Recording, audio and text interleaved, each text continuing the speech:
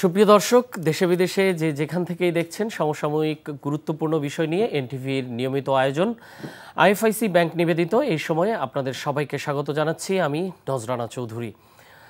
দর্শক, জুলাই সনদ বাস্তবায়ন নিয়ে সিদ্ধান্ত চূড়ান্ত করতে নিজেদের মধ্যে আলোচনা করার জন্য রাজনৈতিক দলগুলোকে 7 দিনের সময় বেঁধে দিয়েছিল অন্তর্বর্তীকালীন সরকার।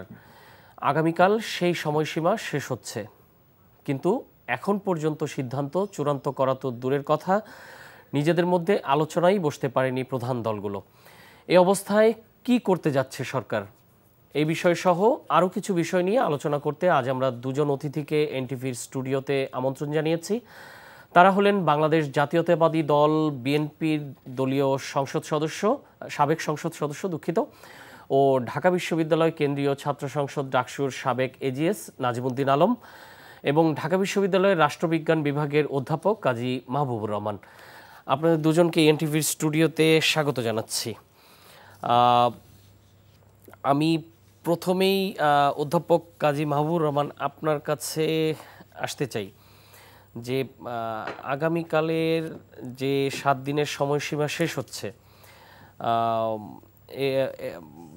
3রা নভেম্বর উপদেষ্টা পরিষদের বৈঠকে এই সিদ্ধান্তটি হয়েছিল যে রাজনৈতিক দলগুলোকে দায়িত্ব দেওয়া হয়েছে, আপনারা নিজেদের মধ্যে আলোচনা করে সিদ্ধান্ত দেন। 7 দিনের সময় বেঁধে দেওয়া হয় এবং 7 দিন পার হলে সরকার নিজের মতো করে সিদ্ধান্ত নেবে। এখন আপনার কি মনে হচ্ছে যে আগামীকালকে কি সরকার যেই অবস্থায় আছে, আমরা গত 7 দিনের যদি এই বিষয়ে অগ্রগতিটা খেয়াল করে থাকি, তাহলে কি কালকের মধ্যে সরকারের সিদ্ধান্ত নেওয়ার সুযোগ আছে? আপনাকে ধন্যবাদ। প্রথমত হলো যে এই যে একটা অ্যানাউন্সমেন্ট, আমি বলি আর কি, এটা একটা অ্যানাউন্সমেন্ট, ঘোষণার মতো, যে রাজনৈতিক দলগুলোর সাথে আলাপ আলোচনা ছাড়াই তাদেরকে বলে দেওয়া যে আপনারা ঠিক করে আসেন কবে আপনারা গণভোট করবেন। তো এটা আসলে কি রাজনৈতিক দলগুলো এই দায়িত্ব নিয়েছে সরকারের কাছ থেকে? সরকার যে এই বক্তব্যটা দিয়েছে, এটা তো রাজনৈতিক দলের সাথে আলোচনা করে না যে আমি আপনার সাথে, এটা আপনি যদি আমাকে বলেন আগামী দিন এই কাজটা আপনি করে আনবেন, সেটা তো আমার সম্মতি আপনাকে লাগবে নাকি, আমি করবো কি না। তো আমার কাছে মনে হয়েছে যে রাজনৈতিক দলগুলোর সাথে আলোচনা ছাড়া এই যে এইভাবে উপদেষ্টা পরিষদের একটা সিদ্ধান্ত পাবলিকলি জানিয়ে দেওয়া, এটা আমার কাছে মনে হচ্ছে এটা কি যায়, এটা কি হয়, এভাবে কি হয়, আমি খুব সফটভাবেও যদি বলি। আর দ্বিতীয়ত হলো, আপনি তো অন্তর্বর্তী সরকার, আপনি অন্তর্বর্তী সরকারের দায়িত্বে আছেন। অন্তর্বর্তী সরকারের গঠন এবং তার যে প্রয়োজন, এটা কিন্তু রাজনৈতিক দলগুলো এই সমস্যার সমাধান করতে পারবে না, এটা না শুধু মানে অন্তর্বর্তীকালীন যে ক্রাইসিসগুলো হয় এগুলো সে সমাধান করতে পারবে না, অথবা তাদের কাউকে সমাধান করার মতো বৈধতা নাই বিধায়, মানে কোনো একটা দলকে, তাতেই তো অন্তর্বর্তী সরকার আমাদের সামনে উদ্ভূত হয়েছে। তো এখন আপনাকে তো দেওয়া হয়েছে আলাপ আলোচনা করার জন্য, এটা সিদ্ধান্তে আসার জন্য। এটা এই নয় যে অন্তর্বর্তী সরকার একা একা সিদ্ধান্ত নেবে, এটা এই যে আগে যে মডেলটা ছিল ঐক্যমত্য কমিশন, তারা রাজনৈতিক দলগুলোর সাথে বসেছে, এটা লম্বা সময় বসে ফেলেছে, সেটা নিয়ে এখন কথা বলছি না, মানে বেশি সময় বসে ফেলেছে, এটা আর অল্প সময়ের মধ্যে শেষ করা দরকার ছিল। কিন্তু এখন যেহেতু ঐক্যমত্য কমিশনের একটা অংশ তো সফল হয়েছে, তারা তো একটা সনদ 25টা দলের স্বাক্ষরের সামনে এনেছেন, যদিও তারা যখন সাবমিট করেছেন অন্য একটা কিছু করার চেষ্টা করেছেন বা করেছেন, এই নিয়ে অনেক তর্ক চলছে। কিন্তু এখন তো দ্বিতীয় পর্ব চলছে সরকার, ঐক্যমত্য কমিশনের পার্ট কিন্তু সরকার ছিল, ঐক্যমত্য কমিশন কিন্তু বিচ্ছিন্ন কিছু না, মানে সরকারের একটা অংশ হিসাবে ঐক্যমত্য কমিশনকে দায়িত্ব দেওয়া। এখন সরকার ক্যাবিনেট অথবা সরকার প্রধান তিনি কিন্তু এই আলাপ আলোচনাটা চালিয়ে যেতে পারতেন রাজনৈতিক দলগুলোর সাথে, যে আমরা গণভোট নিয়ে যেহেতু ঐক্যমত্য কমিশনের সাথে আপনাদের এগ্রিমেন্ট হয়নি, চলেন আমরা 2 দিন বসি বা 3 দিন বসি। তো সেটা বসলে কিন্তু আমরা এর আগে দেখেছি ওনার অফিসে যারা যারা গিয়েছে একটা সিদ্ধান্ত নিয়ে এসেছে। এখন এটা না করে, মানে এটা ছিল প্রক্রিয়া আর কি, এটাই অন্তর্বর্তী সরকারের দায়িত্ব, অন্তর্বর্তী সরকারের দায়িত্ব। এটা না করে অন্তর্বর্তী সরকার এভাবে যে একটা অ্যানাউন্সমেন্ট করেছে এবং মানে বলটা রাজনৈতিক দলগুলোর কাছে ঠেলে দেওয়া হয়েছে, যে জিনিসটা এরকম যে একটু অদ্ভুত বিষয়টা, যে পুরো প্রক্রিয়াটায় সরকার এখানে মিডিয়েটর হিসেবে কাজ করেছে, কিন্তু এই পার্টিকুলার এই জায়গাটায় সরকার পুরো দায়িত্বটা রাজনৈতিক দলগুলোর কাছে দিয়ে দিল। তো রাজনৈতিক দলগুলো ঐক্যমতে পৌঁছাতে পারেনি বলেই তো এটা সরকারের কাছে গেছে, যে আমি সিদ্ধান্ত নিতে পারছে না যে গণভোট হবে কি হবে না, কখন হবে কি কখন হবে। তো সেই জায়গায় সরকার আবার বলটা তাদের কাছে থেকে সিদ্ধান্ত নেওয়ার দায়িত্বটা তাদের কাছে দিয়ে দিল। সরকার দূর থেকে বসে শুধু শুনবে যে তারা কি করছেন। তো এটা কি সরকারের দায় এড়ানোর এক ধরনের চেষ্টা, কি মনে করেন? দায় এড়ানো বলবো না, আমার কাছে মনে হচ্ছে যে সরকারের একটা অদূরদর্শী সিদ্ধান্ত। এই ঘোষণাটা এভাবে আসতে পারে না, কারণ আপনি তো স্ট্রাইকে আছেন। আপনি যদি আজকে যদি একটা গণতান্ত্রিক সরকার, নির্বাচিত সরকার থাকতো ক্ষমতায়, এবং এক ধরনের কোনো ধরনের রাজনৈতিক অচলাবস্থা তৈরি হতো রাজনৈতিক দলগুলোর মধ্যে, তখন কি আমরা সবাই কাকে বলি যে কে এটার সমাধান করবে? বলবো যে বিরোধী দলগুলো আপনারা বসে আসেন। আমরা তো বলবো সরকারকে আপনি স্ট্রাইক নেন, আপনি কথা বলেন এবং আপনি সমাধান করেন। মানে সকল সমস্যা, মানে রাষ্ট্রের ম্যানেজার কে? সরকার। সরকার কিন্তু রাষ্ট্রের ম্যানেজার হিসেবে উদ্ভূত হয়েছেন, আবির্ভূত হয়েছেন। এখন তিনি যদি ম্যানেজারের দায়িত্ব পালন না করে স্টাফদের বলে দেন বা অন্যদের বলে দেন, যে স্টাফ বলবো না, রাষ্ট্রের এই চরিত্রটা নাই, কিন্তু অন্যদের বলে দেন যে আপনারা ঠিক করে আসেন, আমি বলবো। এটা আপনি যে শব্দটা বলছেন না, খুব মানে চমৎকার শব্দ ইউজ করেছেন, অদ্ভুত। কারণ এটা তো যাচ্ছে না। আপনার দায়িত্ব তো এটা না অন্যকে বলা যে আপনি ঠিক করে আনেন। আর অন্য কেউ ঠিক করে আনলে কি নাগরিকদের পক্ষে আপনি যে মানে যে বৈধতা পেয়েছেন, একটা কাস্টডি পেয়েছে না তারা তো একটা রক্ষক হয়েছেন। তো রক্ষকের দায়িত্ব নাগরিকের পক্ষ হয়ে রাজনৈতিক দলেরগুলোর কোনো সিদ্ধান্ত মেনে নেওয়া নাকি? তারও একটা মিডিয়েশন আছে, তারও তো একটা কোঅর্ডিনেশন আছে, এবং অন্তত ইন্টারভেনশন শব্দটা আমি বললাম না, কিন্তু সেও তো একটা রোল প্লে করবে এখানে। তো এটা যদি একা একা রাজনৈতিক দলগুলো করে, মানে তারা একটা পার্ট হিসাবে করে, এবং আপনি দেখেন এই রাজনৈতিক দলগুলো কিন্তু এখনও গত 15 বছর কিন্তু এরা পরীক্ষায় যায়নি নির্বাচনের। এই কথাটা কিন্তু আমরা বেমালুম ভুলে যাচ্ছি। এই রাজনৈতিক দলগুলোর প্রতি নাগরিকদের কি আস্থা, এটা কিন্তু আমরা 2008 সালের পরে যাচাই করতে পারি নাই। তো এখন গত প্রায় দেড় দশক আপনি ওয়েট করছেন। এই অবস্থায় তো আমার কাছে মনে হচ্ছে যে সরকার নেগোসিয়েশন করলে ভালো হবে, এবং এখনও সরকারের সময় আছে। এই ধরনের পরিস্থিতি তৈরি করতে পারতো। এটা যে পরিস্থিতি তৈরি করে না, এবং রাজনৈতিক দলগুলো যে সরকারের বিপরীতে কোনো প্রতিক্রিয়া দেখায় নাই, আমি এটা মনে করি রাজনৈতিক দলগুলো ওয়াইজ সিদ্ধান্ত নিয়েছে। আর তারা তো, একটা কথা আপনাকে বলি, এখন কোন দল ডাকবে যে আমরা চলেন বসি, এবং যদি এক্স দল ডাকে ওয়াই দল কেন যাবে? না, সেরকম উদাহরণ তো তৈরি হয়েছে।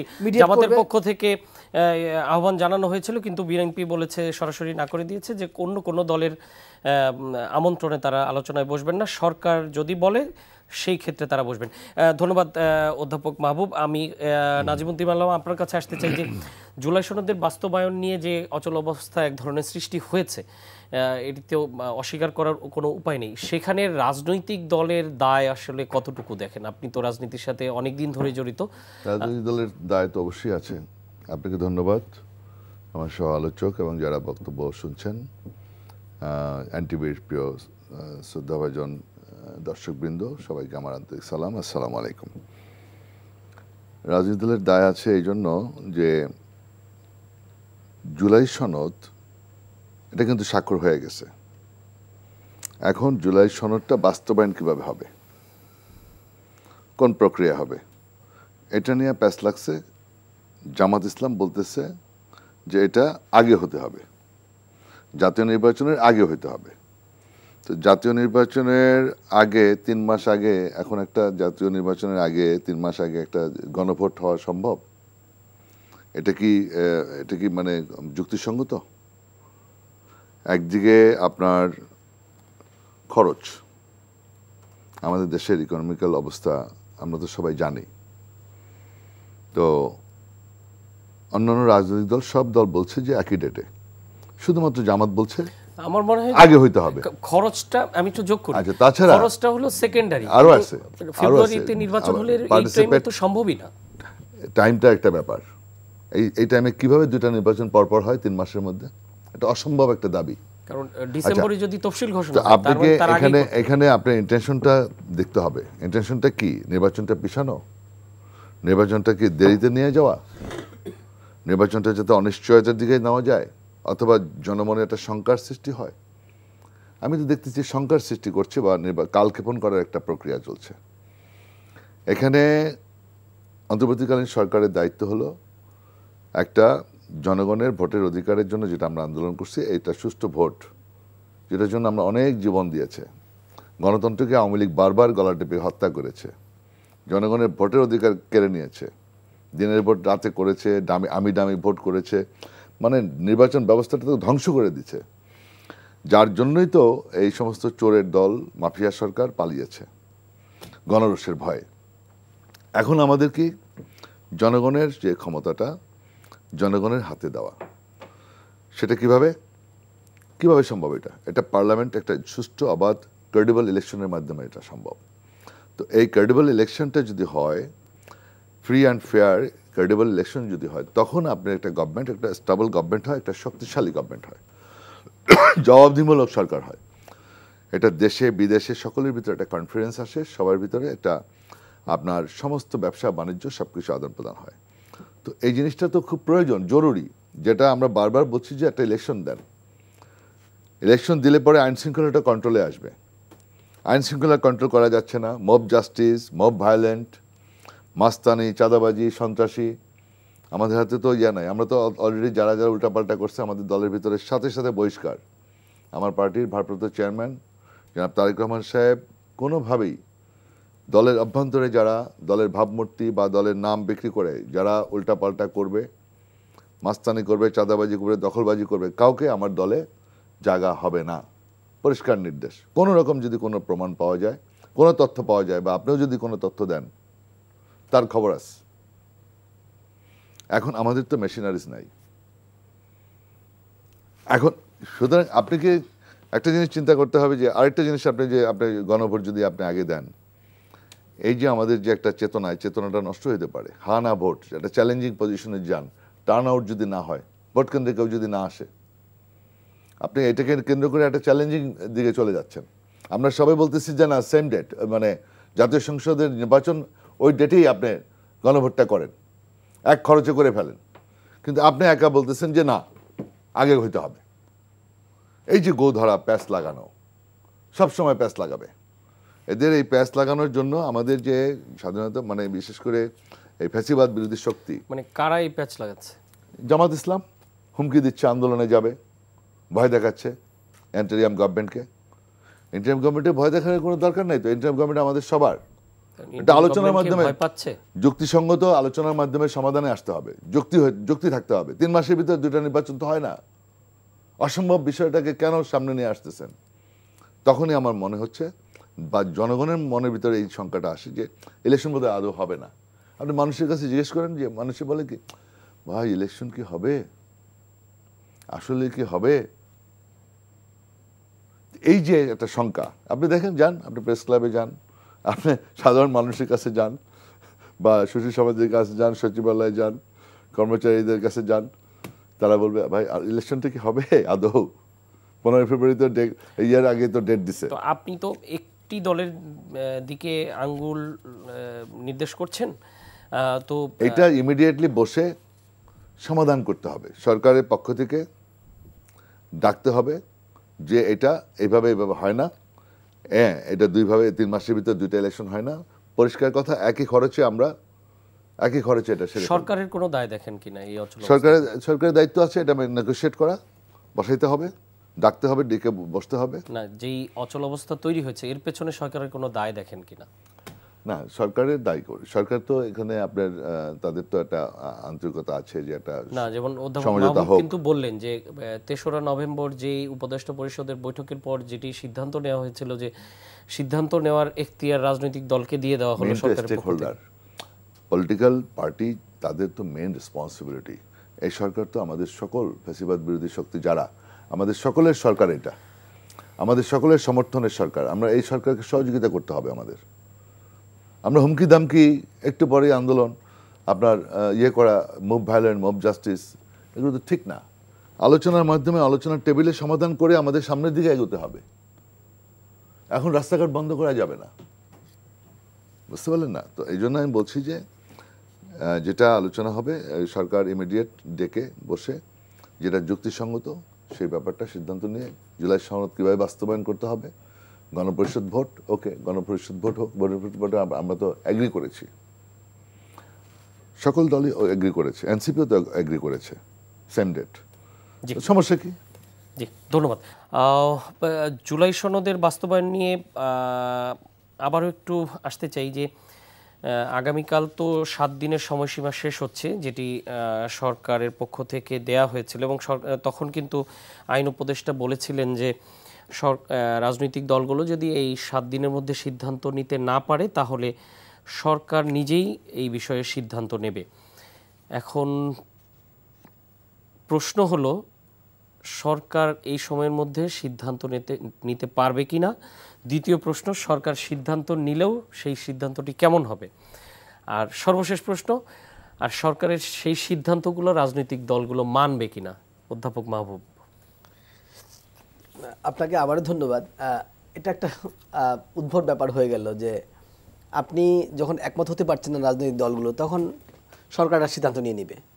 সরকার এই সিদ্ধান্তটা ইমপ্লিমেন্ট করবে কাকে দিয়ে? রাজনৈতিক দলগুলো। সরকারের বর্তমান বৈধতা আসলে কিসের উপর নির্ভর করছে? রাজনৈতিক দলগুলো সরকারের সাথে একমত বিধায় কিন্তু তার বৈধতাটা আছে। যদিও 5ই আগস্ট থেকে বৈধতা দিয়েছে, কিন্তু বৈধতাটা রান করছে কি দিয়ে? আজকে যদি রাজনৈতিক দলগুলো, সব রাজনৈতিক দলগুলোর সমর্থন এবং এক ধরনের আশ্বাস নির্বাচনের পরে এই সরকারের মেয়াদকালকে বৈধতা দেওয়া, সেটি তো আছে। রাইট। তো এখন হ্যাঁ, বৈধতার প্রশ্ন এখনো থেকেও যাচ্ছে, কারণ আপনাকে একটা আনুষ্ঠানিক বৈধতা দিতে হবে, যেটা আপনি বললেন। কিন্তু এখন যেটা ব্যাপার হলো যে রাজনৈতিক দলগুলো কিন্তু সরকারের এক ধরনের প্রাণ হয়ে আছে। তো সরকারের মানে বৈধতার প্রশ্ন যদি আপনি, যেটা 5ই আগস্ট দিয়েছে, এটা মেনে যদি আমরা তার কন্টিনিউটির কথা বলি, ধারাবাহিকতার কথা বলি, সেক্ষেত্রে কিন্তু রাজনৈতিক দলের সহযোগিতা তার জন্য খুব প্রয়োজন। এখন যদি সরকার একটা সিদ্ধান্ত নেয় একা একা এবং রাজনৈতিক দলের সাথে আলাপ আলোচনা না করে, সেই সিদ্ধান্তটা ইমপ্লিমেন্ট করা কীভাবে করবে? রাজনৈতিক দলগুলোই তো তার ইমপ্লিমেন্ট করার সোর্স। আপনি দেখেন, আপনি যদি আগামী 1 মাস পরে একটা গণভোটের আয়োজন করেন, এই গণভোটে তো মানুষ যেতে হবে। তো রাজনৈতিক দলগুলো যদি এই গণভোটের তারিখ ব্যাপারে সন্তুষ্ট না থাকে, তাদের কর্মী সমর্থক ওখানে যাওয়া, এই ভোটে যাওয়ার জন্য মানুষকে মোবিলাইজ করা, মোটিভেট করা, এগুলো তো রাজনৈতিক দল করে। সরকার তো এভাবে করতে পারে না, সরকারের এই নেটওয়ার্ক নাই। হ্যাঁ পারে যদি দলীয় সরকার থাকতো, এটা তো ওই দল সরকার না, তাও তো পারে নাই। গত 3টা নির্বাচনে তো আপনি দেখলেন, দল চাওয়ার পরেও আওয়ামী লীগ এত করে চেয়েছে, মানুষ কিন্তু ভোট কেন্দ্রে যায়নি, নিজেদের সমর্থকরাও যায়নি। তাহলে এটা আপনি যেখানে আমাদের কাছে 3টা নির্বাচনের উদাহরণ আছে, যে যেখানে আমরা দেখলাম যে এত ব্যাপরাভাবে চাওয়ার পরেও নিজের সমর্থকরাও ভোট কেন্দ্রে যায় না, কারণ ভোটটা তার কাছে প্রয়োজনীয় মনে হয় না। এখন আপনি একা একা যে সিদ্ধান্তটা, এটা তো একটা সামাজিক চুক্তি, এই চুক্তিতে আমাদের সবার স্টেক হোল্ডারদের লাগবে, তবে সব স্টেক হোল্ডারদের ওয়েট কিন্তু এক না। যেটা এই অন্তর্বর্তী সরকারের একটা বড়, এই যে ঐক্যমত্য কমিশন যে কিছুটা ফেল বলবো না আমি, এই যে এতটা সামাজিক গ্রহণযোগ্যতা, আমি ইদানিং যেটা বলার চেষ্টা করছি, রাজনীতি এবং আইনের সামাজিক স্বীকৃতি দরকার লাগে, না হলে এটা টিকে না। তো গত আওয়ামী লীগ সরকারের কিন্তু একটা আইনি এবং ধরেন রাজনীতি স্বীকৃতি ছিল, সামাজিক এবং সাংস্কৃতিক স্বীকৃতি ছিল না, সেজন্যই তো তার পতন হয়েছে। তো এই সরকারও আমি ইদানিংকালে দেখছি অনেকেই বয়ানটা যেন আওয়ামী লীগের বয়ানের মধ্যে ঘুরপাক খাচ্ছে। এই আওয়ামী লীগের বয়ানে ঘুরপাক খেলে কিন্তু আইনের প্রতি গুরুত্ব দেওয়া হচ্ছে। এখন আপনি যদি এই সরকার নিজে নিজে একটা সিদ্ধান্ত নিয়ে নেয়, আবার নিতে পারবে কি না, যে প্রশ্নটা আপনি করলেন, নিতে পারাটা তো কঠিন কিছু না। একটা কথা বলে দিলাম, যেমন এই যে বললো যে আপনারা একমত হয়ে আসেন, এটা কাদের সাথে আলোচনা করেছে ওনাদের তো একটা, এটা কি শুধু ক্যাবিনেটে আলাপ করলেই হয়? আমরা 5 জন লোকের হঠাৎ করে ভাবলাম যে এটা করে দেওয়া উচিত, এটা তো ক্যাবিনেটে আলোচনা বিষয় না। এই জুলাই সনদের বিষয়টা কিন্তু এক্সপার্ট রিলেটেড ব্যাপার। তো আপনি তো এখানে এক্সপার্টদের সাথে কথা বলবেন যে আমি এই সিদ্ধান্ত দিব কিনা জাতির কাছে, আর আপনাদের এই কথাটা তো শুধুমাত্র রাজনৈতিক দলকেই, আর যেখানে ক্যাবিনেটের মধ্যে আসলে রাজনীতি নিয়ে যারা কাজ করেন বা রাজনীতিবিদ, সেই রকম পার্টিসিপেশন, রাজনীতিবিদও নাই, রাজনীতির এক্সপার্টও নাই। আমি এই সরকারের শুধু না, বাংলাদেশে গত 54 বছরের রাজনীতি, আপনি যেহেতু প্রসঙ্গ করে বলছি, বাংলাদেশের রাজনীতির বড় প্রবলেমটাই হলো যে এখানে রাজনীতিটা ডিল করে অর্থনীতিবিদ এবং আইনবিদরা। রাজনীতিবিদের সম্পর্কটা খুব কম, মানে প্রথম দিকে ছিল, কিন্তু বাংলাদেশ যে রাষ্ট্র হয়ে ওঠেনি, এর প্রধান কারণ হলো অর্থনৈতিক পদ্ধতিতে বাংলাদেশের রাষ্ট্রকে বিবেচনা করা। আপনি দেখবেন সকল পরিবর্তন, আপনি আগেও যে আমাদের ইন্টারিম পরিবর্তন হলো, দেখেন ফখরুদ্দিন আহমেদ এবং আজকে যিনি ওয়াহিদুদ্দিন মোহাম্মদ, উনিও তখন ছিলেন। মানে সবসময় দেখেন আপনি ওই অর্থনীতিবিদ থেকে ঘিরে আলোচনাটা, অর্থনীতিবিদদের তো ধারণাটা, অ্যাপ্রোচটা একরকম, আবার পলিটিক্যাল সায়েন্সের অ্যাপ্রোচটা কিন্তু আলাদা। তো দুইটা অ্যাপ্রোচ কিন্তু ডিফারেন্ট, দুইটা একরকম না। তো আমরা যদি অর্থনীতির এক্সপার্টের অনুযায়ী রাজনীতিকে ঢেলে সাজাতে যাই, যে এটা কিন্তু ইমিডিয়েট সমাধান হয়। বাজারে একটা ক্রাইসিস চলছে, আপনি গেলেন কিছু টাকা ঢাললেন, সাপ্লাই চেইনটাকে ঠিক করলেন, হয়ে যাবে। কিন্তু রাজনীতির সমস্যা কিন্তু 15 বছর আগের, 20 বছর আগের, 50 বছর আগের, 100 বছর আগের। আপনার কিন্তু আমাদের অনেক সমস্যা রয়ে গেছে, যেটা 1947 সালের সমস্যা, 1971 সালের ক্রিয়েটেড সমস্যা, অথবা আরও আগে। তো আপনাকে তো এটাকে ওইভাবে ওই অ্যাপ্রোচতে ভাবতে হবে, কিন্তু আমরা এগুলো করি না। আপনাকে একটা কথা প্রসঙ্গ করে আমি বলি, এটার সাথে জড়িত না।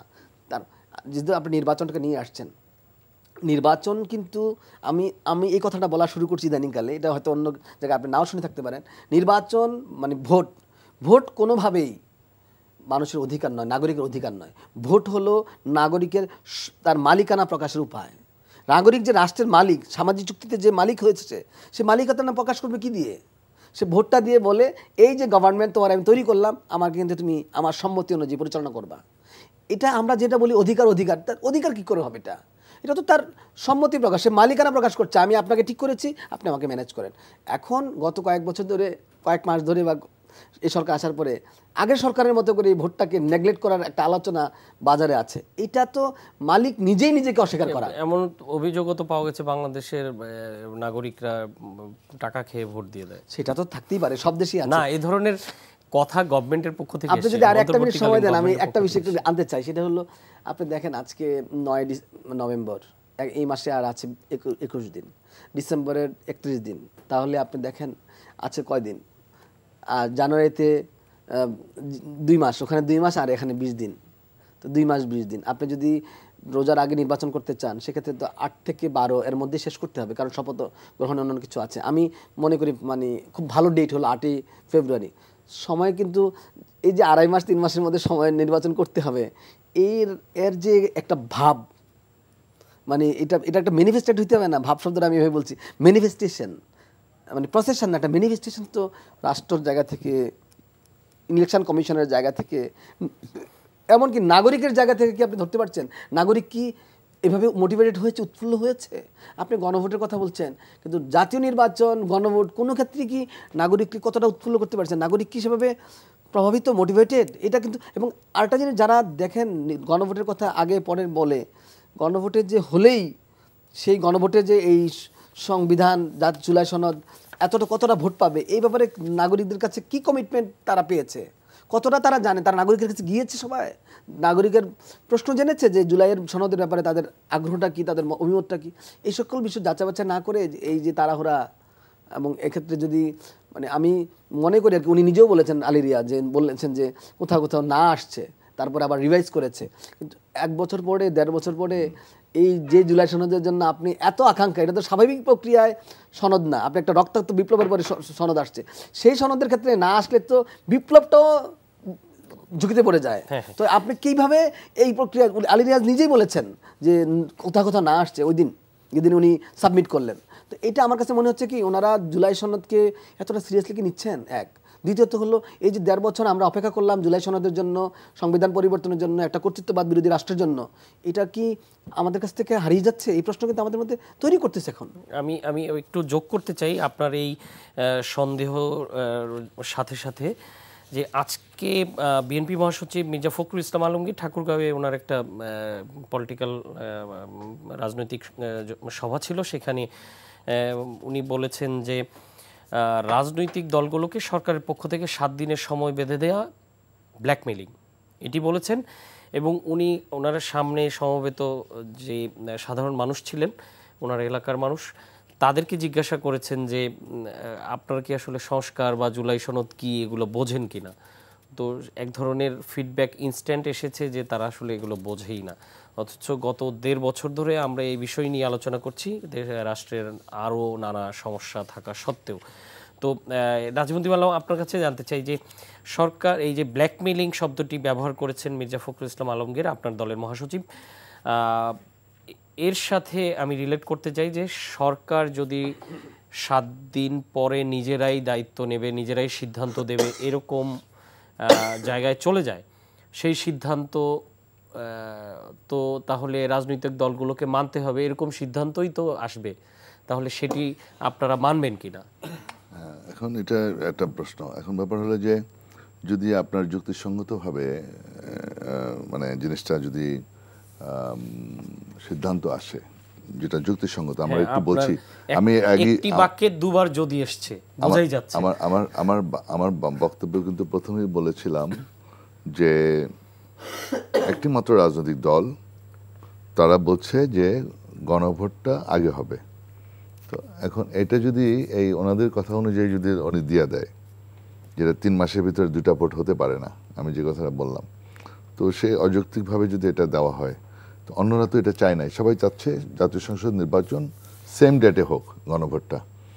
তো এটা নিয়ে আমার মনে হয় ইয়ে করা উচিত। তো সেটা আলোচনার মাধ্যমে সমাধান হওয়া উচিত এবং রাজনৈতিক দল স্টেক হোল্ডার তাদের সাথে আলোচনা করে এটা সমাধানে যাওয়া উচিত। এই সমস্ত 7 দিনের মধ্যে এটা করা, যদি একজনে বাস্তবায়ন না করে, স্টেক হোল্ডার যারা তারা তো সব, তাদের গভর্নমেন্ট তো তারাই, আমাদের সবারই তো গভর্নমেন্ট। এটা আলোচনার মাধ্যমে এই ব্যাপারে এই যুক্তি দেখেন, আপনি একা বলতেছেন, আপনার একার কথা তো এটা হবে না, আর 3 মাসের ভিতরে তো এটা ভোট হবে না, কিভাবে ভোট করে এটা, ডাবল খরচ। তো এগুলো বুঝে গভর্নমেন্টকে এটা ম্যানেজ করতে হবে। কারা ম্যানেজ করবে? এটা গভর্নমেন্টকে ম্যানেজ করতে হবে, অন্তর্বর্তী গভর্নমেন্ট। আচ্ছা দেখেন, হবে। আপনি দেখেন সাধারণ মানুষ আসলে বুঝে না, এটা ঠিক। এই যে কথাটা বলছে আমাদের মহাসচিব, যে অডিয়েন্সে ফিডব্যাকটা নিল, অডিয়েন্সে আসলে তারা এই সমস্ত জুলাই সনদ এগুলি বুঝে না। তবে তারা এটা বুঝে যে একটা সুষ্ঠু ভোট, তাদের যে ভোটের মালিক, উনি যেটা বলছে মালিকানা, ঠিকই একজন একটা ভোটের মালিক। আমার সহ আলোচক যে বললেন, এই মালিকানাটা সেই অধিকারটা প্রয়োগ করতে পারেনি অতীতে। বিগত নির্বাচনগুলোতে সে যে একটা ভোটের মালিক, এই যে অধিকার, সেটা কিন্তু সে প্রয়োগ করতে পারেনি। তার রাইট, তার কিন্তু এটা রাইট, তো সেই রাইটটা বঞ্চিত হয়েছে। এখন এই জিনিসটা তারা ভোটটা দিতে চায়, সুষ্ঠুভাবে ভোট দিতে চায় এবং তাদের কাঙ্ক্ষিত প্রার্থীকে পার্লামেন্টে পাঠাতে চায় এবং সরকার গঠন করবে। তাহলে পরে আপনার, যার জন্য আমরা বারবার বলেছি যে দেখেন, এখন অনেকেই বলে যে নির্বাচন যে বিএনপি আগে চাইছে, এটা ঠিকই বলছে। কেন নির্বাচন তাড়াতাড়ি চাইছে? নির্বাচন আমরা যে এখন বলে যে নির্বাচন যত দেরি হবে তত আরও দেশের ক্ষতি হবে, আইন শৃঙ্খলার আরও অবনতি ঘটবে। আপনি জানেন যে একটা ফ্যাসিস্ট কিভাবে তারা দেশ শাসন করছে এবং তাদের দোসররা রয়েছে। আমরা একটা ডক্টরিন নেসেসিটি সুপ্রিম কোর্টের একটা অনুমতি নিয়ে একটা ইন্টারিয়াম গভর্নমেন্ট পাঠাচ্ছে। তো সাংবিধানিকভাবে তো এটা কিন্তু পার্লামেন্টে পাস করতে হবে। আপনি যদি আইনগতভাবে যান তাহলে কিন্তু কিন্তু ডক্টরিন নেসেসিটির জন্য আপনি সুপ্রিম কোর্ট থেকে আপনি অর্ডারটা নিয়েছেন এবং এটাকে আবার কিন্তু আগামী পার্লামেন্টে পাস করাইতে হবে, বৈধতা দিতে হবে। সুতরাং ডক্টরিন নেসেসিটি সুপ্রিম কোর্টের নিয়ে কনসার্ন নিয়ে এটা কিন্তু করা যায় দেশের স্বার্থে। কারণ একটা বিরাট ক্রাইসিস ছিল, ওই চোরের দল মাফিয়া সরকার পালিয়েছে, তাই না? তো সেই হিসাবে ঠিক আছে, আমরা সকল স্টেক হোল্ডার আমরা সবাই সমর্থন করি। এখন ওনার চ্যালেঞ্জ হলো একটা জাতীয় নির্বাচন তাড়াতাড়ি দিয়ে জনগণের মালিকানা ফিরিয়ে দেওয়া। তারপরে আমরা যদি যেই গভর্নমেন্ট আসবে জনগণের ভোটে, তারা যদি সঠিকভাবে দেশ পরিচালনা করতে না পারে, যেই সরকার আসবে তারা যদি আবার ওই মাফিয়া সরকারের মতো আপনার পরিচালনা করে, আস্থা করে নিক্ষিপ্ত হবে, নেপালের মতো কাণ্ড হবে, না নেপালে শেখ হাসিনার মতো কাণ্ড হবে। নেপালের কথা যখন আনলেন আমি একটু যোগ করি, নেপালেও একই ধরনের ঘটনা ঘটেছে। আপনাকে তো ভোট দিতে হবে, সেটাই আমি ভোট বলছি। দেওয়ার আপনার প্রক্রিয়াটা কি? এটা ছাড়া কি প্রক্রিয়া আছে গভর্নমেন্ট পরিবর্তন করার? আমি যোগ করি একটু যে নেপালেও কিন্তু একই ধরনের ঘটনা ঘটেছে। সরকার পালিয়েছে, সরকার পদত্যাগ করেছে, অন্তর্বর্তীকালীন সরকার দায়িত্ব নিয়েছে এবং দায়িত্ব নিয়ে প্রথম দিনই বলেছেন তিনি 6 মাসের মধ্যে ভোট দিয়ে দিবেন এবং ডেটও ঘোষণা করে দিয়েছেন প্রথম দিনই। এবং এই সমস্ত সংস্কারের কথা এসছে, উনি বলেছেন যে ইন্টারিম সরকারের দায়িত্ব এটি না, সেই রাইট তাদের নাই। তো বাংলাদেশে তো দেখলাম উল্টা হচ্ছে। বাংলাদেশে তো আপনার এই কি বলবেন, আর আপনার এই হয়তো মানে কালক্ষেপণ করা, আরও বেশি সময় থাকা, কি জন্য আপনার এতে করে চিন্তা করে যে বড় রাজনৈতিক দল বাংলাদেশ জাতীয়তাবাদী দল, এই দলটি যদি এখন ভোট হয়ে যায় তারা ক্ষমতায় চলে আসবে, মানে তাদেরকে কিভাবে ঠেকানো যায়। হ্যাঁ, কারা ঠেকাচ্ছে, সরকার না অন্য কেউ? এটা বিভিন্নভাবে একটা মানে চিন্তা করতেছে কেউ কেউ, সরকারের ভিতরে থাকতে পারে। এই যে ইন্টেনশন, হ্যাঁ, এই ধরনের চিন্তা ভাবনা থাকলে তো হবে না। এখন জনগণ যদি আমাদেরকে ভোটে নির্বাচিত করবে।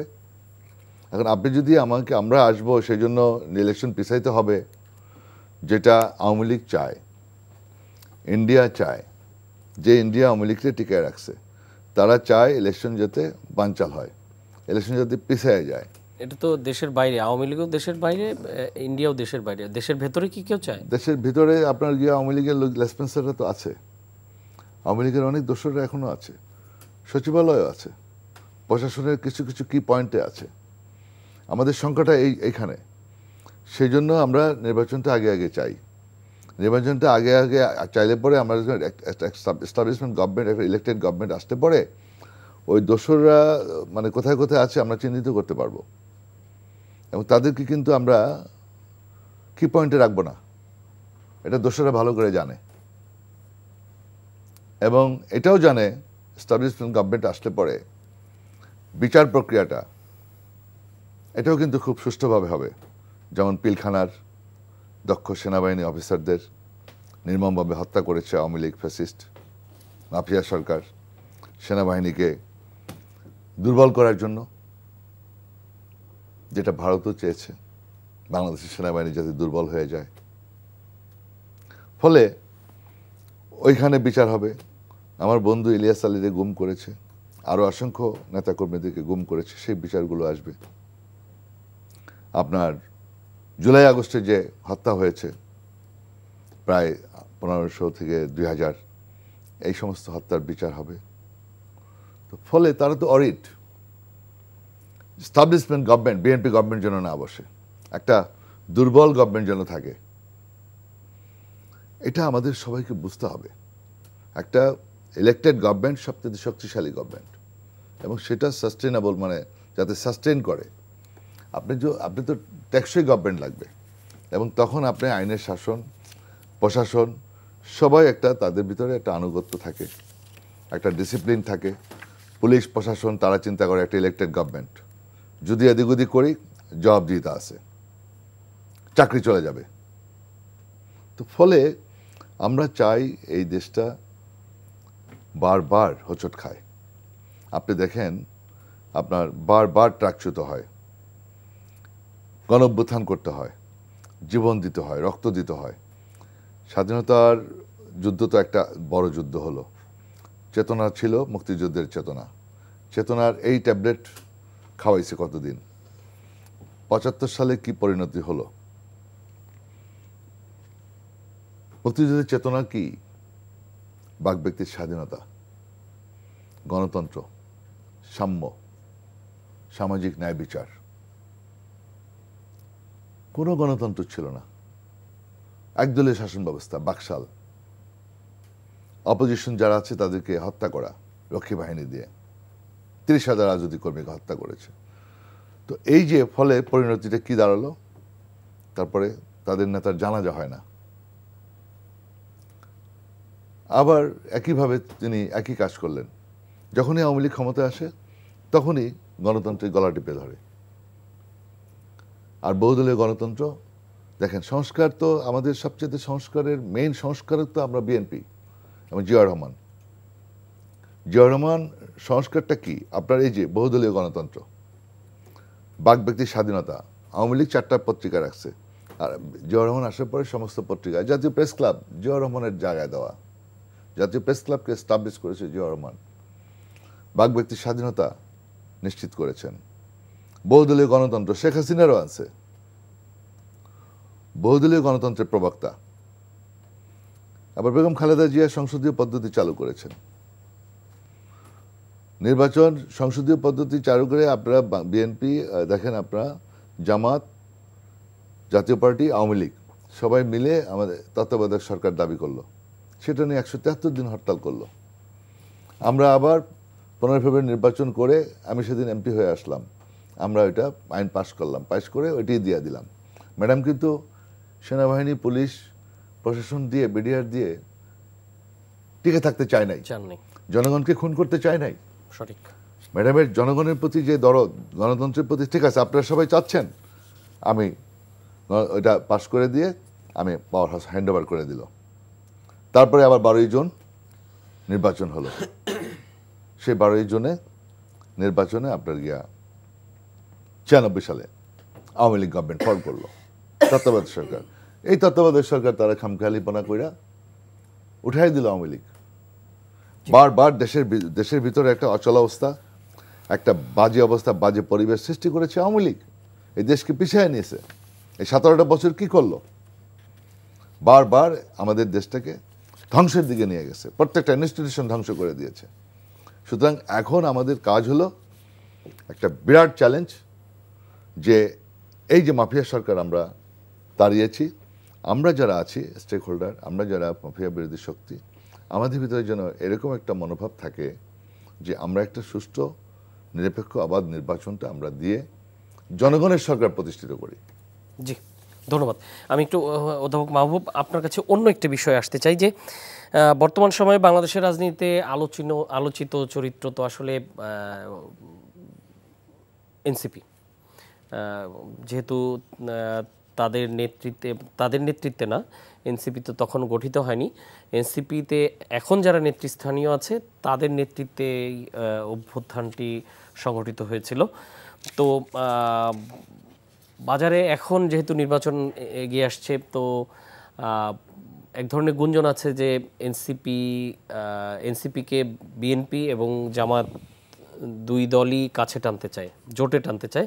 তবে আজকে এনসিপির একজন নেতা বলেছেন যে তারা আসলে এই মুহূর্তে কোনো জোটেই যাবে না, কারণ বড় দলগুলোর সাথে জোট করলে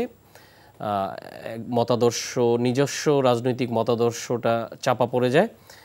উদাহরণ হিসেবে তারা রাশেদ খান মেনন এবং হাসানুল হক ইনুর কথা বলেছেন যে তাদের পরিণতি যেটি হয়েছে এটি আসলে তারা জোট করার কারণেই হয়েছে। তো অধ্যাপক মাহবুব, আপনার কি মনে হয় যে এনসিপির কি আসলে কোনো জোটে যাওয়া উচিত কি উচিত না? আপনি যেখানে সংসদীয় সরকার আছে, সরাসরি প্রশ্নে চলে গেলাম, যেখানে সংসদীয় সরকার আছে এখানে কিন্তু স্বাভাবিক প্রবণতা হলো জোট, দ্বিদলীয় ব্যবস্থা। আমাদের এখানে দ্বিদলীয় ব্যবস্থা গড়ে উঠছে না, অনেক দল, তাই ওখানে দ্বিজোটীয় ব্যবস্থা আছে। তো এখন বিএনপি একটা বড় দল, তো তাকে কম্পিট করার জন্য আরেকটা জোট বা বিএনপি নেতৃত্বে একটা জোট এরকম হবে, এটা আপনি স্বাভাবিক। এটাকে আমাদের মানে আরও আগে যারা পলিটিক্যাল পার্টি নিয়ে কাজ করছেন এর মধ্যে বিখ্যাত ক্লাসিক্যাল পলিটিক্যাল পার্টি ছিল ডুভার্জার, তার নামেই একটা আইন আছে, মানে একটা নিয়ম আছে ডুভার্জার ল, মানে যেখানে সংসদীয় ব্যবস্থা সেখানে এই দ্বিদলীয় ব্যবস্থা বা দ্বিজোটীয় হয়। এখন এনসিপির কথা যে আপনি প্রশ্নটা করলেন, এনসিপি তরুণ দল, শুধু তরুণদের নেতৃত্বের দল না, তরুণ দলও। এখন তাকে যদি রাজনীতিতে টিকতে হয়, তারা যেই কথাটা বলেছেন, এখন বাংলাদেশে অনেকগুলো সম্ভাবনাময় ছোট দলের ধ্বংস হয়েছে বা ছোট দলের সম্ভাবনা নষ্ট হয়েছে শুধুমাত্র এই সামান্য ক্ষমতার জন্য টানাটানি করতে গিয়ে। হয়তো তারা একটা সাংসদ পেয়েছেন, নিজেরা সংসদ হয়েছেন, নেতা প্রধান নেতা, কিন্তু দলটার আদর্শিক জায়গাটা বিশেষ করে বাংলাদেশে যে মার্ক্সবাদী রাজনীতিটার যেটা ওনারা বলছেন, সাধারণত কিন্তু এই মার্ক্সবাদী রাজনীতিটার পতনটা কিন্তু এত বড় বড় নেতাদের হাতে হয়েছে শুধুমাত্র তারা এই যে ভাগাভাগিতে যাওয়ার কারণে। জোট মানে হলো একটা ভাগাভাগি। বাংলাদেশে কিন্তু জোটের ধারণাটা একটু স্বাভাবিক না, কথ্য ভাষায় বললে ক্রিম খাওয়া। হ্যাঁ, এটা সবাই কিন্তু মনে করে, এবং নির্বাচনের আগেই দেখবেন এই জোটের প্রবণতাগুলো তৈরি হয়। যে কারণে এইবার নির্বাচন কমিশন যেটা করেছে যে প্রতীক পাবে না, এটা একটা জোটকে নিরুৎসাহিত করা, নিজেরা তৈরি হও, মানে ওদেরকে তৈরি হওয়ার জন্য সুযোগ দাও। সেক্ষেত্রে এনসিপি যদি এই সিদ্ধান্ত নিতে পারে যে আমরা অপেক্ষা করব, আপনি দেখেন ইমরান খান কতদিন পরে আসলে ক্ষমতায়, আপনি দেখেন মানে দিল্লি কেন্দ্রিক যে নতুন শাসন, মানে হ্যাঁ, তো আপনি দেখেন সারা পৃথিবী, এই যে নিউ ইয়র্কের মেয়র, আপনি সারা দেশে সারা পৃথিবীতে কিন্তু লোকজন আসছে। আপনি যদি স্টেক নিতে পারেন, সৎ থাকতে পারেন, আপনি কিন্তু মানুষের, বাংলাদেশ কিন্তু একটা সম্ভাবনা আছে এবং সংকটও আছে। এবং বাংলাদেশে বিএনপি ধারা একটা ধারা, সংকটের জায়গায় তো সম্ভাবনা তৈরি হয়, এবং এখানে কিন্তু আওয়ামী লীগের যে ভ্যাকুয়ামটা, এটা কিন্তু কেউ না কেউ নিতে পারে। তো এনসিপি কিন্তু একটা আওয়ামী লীগের দল হয়ে উঠলে হবে না, তাকে এমন একটা প্রতিশ্রুতি দিতে হবে, যেন এমন একটা অ্যাম্বিশন দেখাতে হবে যে সে জনগণের দল। এই ক্ষেত্রে কিন্তু নেতাদের সৎ থাকা জরুরি, এবং নেতাদের অনেক পরিপক্ক হওয়া দরকার আছে। ম্যাচিউর হওয়া মানে হলো বয়স হওয়া না, ম্যাচিউর হওয়া মানে হলো কথাবার্তা, সিদ্ধান্ত গ্রহণে ম্যাচিউর হওয়া। আমি আপনাকে একটা বিষয় বলি এই ক্ষেত্রে, যে একটু সংক্ষেপ করতে হবে, খুবই সংক্ষেপ বলবো, যে ভাই যে বললেন, মানে সম্মান রেখে বলছি, কোনো অসম্মান করে না, আমাকে মাফ করবেন, সেটা হলো এই বিএনপি নির্বাচন তাড়াতাড়ি চাচ্ছে, এই কথাটা আমি একমত না। বিএনপি নির্বাচন চাওয়া দরকার ছিল, যে যাই বলুক না কেন। হয়তো বিএনপি ভাবছে অন্যরা কি বলবে, এই অন্যরা কি বলতে বলতে তো অনেক কিছু বলেছে। নির্বাচনের জন্য আপনি 15 বছর লড়াই করলেন, মানে বিএনপির লড়াইটা কি ছিল? নির্বাচন না, মানে গত সরকারের বিরুদ্ধে তার তো একটাই অভিযোগ সে, এবং এর জন্য কিন্তু সে অন্য কোনো আইটেমে আন্দোলনও করে না, শুধু একটাই নির্বাচন আন্দোলন করলো। সেই জায়গা থেকে 5 আগস্টের পরে বিএনপি একটু পিছিয়ে আসলো। এই সরকারকে সমর্থন দিয়ে যেতে হবে, তার স্টেবিলিটি রক্ষা করতে হবে। এই উদারতা তো রাজনৈতিক দল হিসেবে তার আদর্শের কম্প্রোমাইজ। তাকে তো সেই টেবিলে, প্রধান উপদেষ্টার শপথের দিন টেবিলে বলা দরকার ছিল নির্বাচনটা কবে আমরা আগে একমত হই। আওয়ামী লীগ হলে 3 মাসে আদায় করে নিত না, এবং এটাতে বিএনপি কি করলো, শুধুমাত্র তার ক্ষতি হয়েছে কিনা আমি সেটা নিয়ে কম ভাবছি। আমি ভাবছি নির্বাচন দেরি হলো। রাজনৈতিক দল হিসেবে একটি অনির্বাচিত সরকারকে সমর্থন দেওয়াটাই তো স্ববিরোধিতা। সেই জায়গাটাই সেটা একটা অংশ আছে। আরটা হলো আপনি নির্বাচন দেরি করার কারণে, যেখানে 15 বছর ধরে মানুষ মুখিয়ে আছে ভোট দিতে, আপনি যেই বলেন না কেন, আপনি কথা বলেন লোকজনের সাথে, ভোট দিতে চায় না কারা, কিছু মধ্যবিত্ত এলিট এটা হতে পারে, কিন্তু মানুষ ভোট দিতে চাওয়ার জন্যই তো আন্দোলন করলো। এখন সেই আন্দোলনটাকে, এবং আপনি শুধু মানুষের ভোটাধিকার বা ভোটের মালিকানাকে আপনি টেনে ধরলেন না, আপনি কিন্তু আরেকটা কাজ করলেন। আপনি যতদিন পর্যন্ত, আমরা আগে বলেছি আপনাকে, এই 1 মিনিট শেষ করে আশা করছি, আমি 2014 সালে প্রথম আলোতে নির্বাচনের পরে 2 দিন পরে লিখেছিলাম বিএনপি হেরে গেলে কি হবে। অনেকেই বলছিল বিএনপি হেরে গেছে, বিএনপি হেরে গেলে যে 1 দশকের মধ্যে বাংলাদেশ বা অল্প সময়ের বাংলাদেশটা বিরাট ক্রাইসিসে পড়ে যাবে। আপনি দেখলেন 24-এর মতো একটা আন্দোলন প্রয়োজন হলো। মানে আপনি যখন বিএনপি হেরে যাওয়া মানে বিরোধী দল না থাকা, আপনি বিএনপি হেরে যাওয়া মানে একটা একনায়কতন্ত্র, স্বৈরতন্ত্র তৈরি হওয়া, মানে বিএনপির জন্য বলছি না, রাষ্ট্রের জন্য বলছি, রাষ্ট্রের জন্য বলছি। আবার এখন আপনি বিএনপিকে ঠেকাতে গিয়ে যে ভোট ঠেকাতে চাচ্ছেন কেউ, এটা তো বিএনপিকে ঠেকাচ্ছেন না, আপনারা বুঝতেছেন না, বিএনপিকে ঠেকাচ্ছেন না, আপনি দেশের লম্বা সময়ের জন্য দেশটাকে একটা সংকটে গহ্বরে ফেলে দিচ্ছেন। এই গহ্বরে ফেলে দিলে তো আপনার আমার সকলের ক্ষতি হবে। আমরা অনেকেই যখন বলি ভোটের কথা, অনেকে মনে করে যে বিএনপির পক্ষে কথা বলি। আরে বিএনপির পক্ষে কথা বলবো কেন? আমার হাতে কেন কথা বলবো? এটা রাষ্ট্রের জন্য, নাগরিকের জন্য বলি, আমাদের নিজেদের জন্য বলি, আমার জন্য আমি ভোটাধিকার চাই। জি, ধন্যবাদ অধ্যাপক মাহবুব। আমি নাজিমুদ্দিন, আপনার কাছে আমার হাতে খুবই সময় কম, আপনার কাছে জানতে চাই যে আপনি তো সেই 90-এর স্বৈরাচার বিরোধী আন্দোলনে ঢাকা বিশ্ববিদ্যালয়ে ছিলেন, আপনি ডাকসুর সাবেক এজিএস, তখন আরও আগের থেকেই আপনার রাজনীতি শুরু, আপনি পরে সংসদ সদস্য নির্বাচিত হয়েছেন, লম্বা ক্যারিয়ার আপনার রাজনীতিতে। তো গত সপ্তাহে বিএনপির যে প্রাথমিক মনোনয়ন তালিকা ঘোষণা করা হলো, সেখানে দেখলাম চমক হিসেবে এসছে আপনার নাম নাই। কেন নাই আপনার নাম, সংক্ষেপে যদি বলেন। হ্যাঁ, আপনি যেমন একটু আশ্চর্য হয়েছেন, অনেকেই যেমন আমিও খুব হতবাক হয়েছে আমার নাম না থাকায়, কারণ আমি আরো কিছু নাম আছে যে আপনার মতোই আরো কিছু নাম আছে যে নাই, অনেকেরই নাম নাই। তো আমার বিষয়টা হলো যে আমি তো আসলে প্রায় ছাত্র রাজনীতি শেষ করি আমার প্রিয় নেত্রী দেশনেত্রী বেগম খালেদা জিয়ার নির্দেশনা অনুযায়ী আমি আমার চরপেশন মনপুরা খুব একটা অবহেলিত এলাকা ভোলা জেলার, তো সেই অবহেলিত এলাকায় আমার জনগণের সেবা করার হিসাবে তাদের যে বিভিন্ন সমস্যাগুলো চিহ্নিত করে ম্যাডামের সহযোগিতা নিয়ে মন্ত্রী মহোদয় যারা ছিলেন সবাই আমার খুব ঘনিষ্ঠ, আমাকে স্নেহ করেন, সেই অনুযায়ী আমি বেশ কিছু কাজ করেছিলাম নির্বাচনের পূর্বেই। তখন আমি জেনারেল সেক্রেটারি ছাত্রদল অ্যাজ ওয়েল অ্যাজ ডাকসুর এজিএস, তো ফলে বেশ কিছু সুযোগ পেয়েছি, তখন কিছু কাজ করেছিলাম। পরবর্তীতে তো 96-এ ইলেকশন হলো, অপোজিশনে চলে গেলাম, তারপরে আবার কাজ করার সুযোগ পেলাম 2001 থেকে 2006, এই 5টা বছর। আর আগে ছিল আমার 2টা বছর সুযোগ পেয়েছিলাম, তখন আমি এমপি ছিলাম না। এই 7 বছর আমি কাজ করতে পেরেছি গভর্নমেন্টের সহযোগিতা নিয়ে। আমার এখানে এত অবহেলিত ছিল, কোনো বিদ্যুৎ ছিল না, রাস্তাঘাট কিছুই ছিল না, সেই কাজগুলো করেছি। কেন আপনাকে দেওয়া হলো? এখন আমি আশ্চর্য হয়েছি যে ওখানে 3বার আমি এমপি হলাম, তো পরবর্তীতে আমার পার্টি দেখলাম আমার নাম নেই। তো যাই হোক, এটা পার্টির সিদ্ধান্ত, পার্টি কীভাবে খবর নিচ্ছে, পার্টির যে বিবেচনায় নমিনেশন দেওয়ার কথা, সব বিবেচনাই আমার মনে হয় আমি উত্তীর্ণ হয়েছি।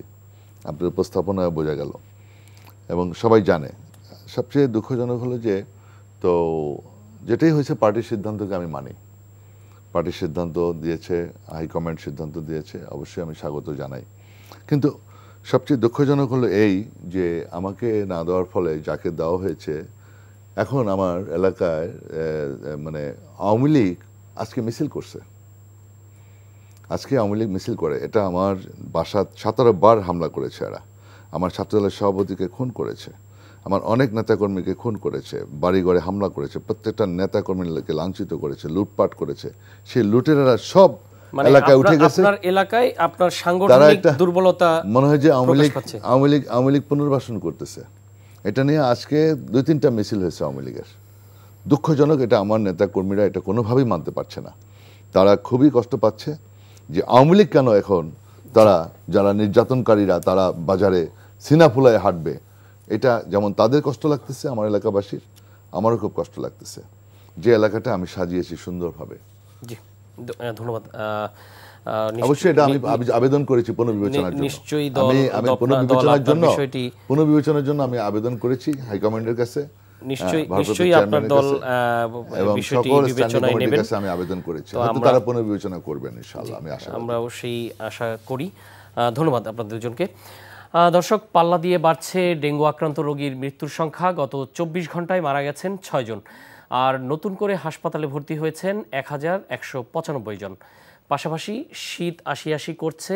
এ সময় মৌসুম পরিবর্তনজনিত কারণে বিভিন্ন রোগে আক্রান্ত হওয়ার প্রবণতা বাড়ে। বিশেষ করে শিশু ও বয়োবৃদ্ধরা বেশি অসুস্থ হয়ে পড়েন।